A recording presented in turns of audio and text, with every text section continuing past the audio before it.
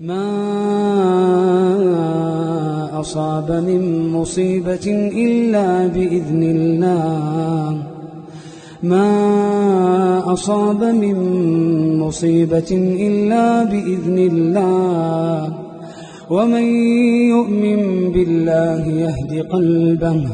والله بكل شيء عليم ما أصاب من مصيبة إلا بإذن الله ومن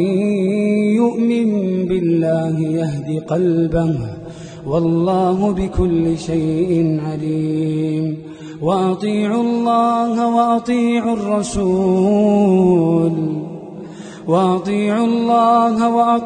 الرسول فإن توليتم فإنما على رسولنا البلاغ المبين.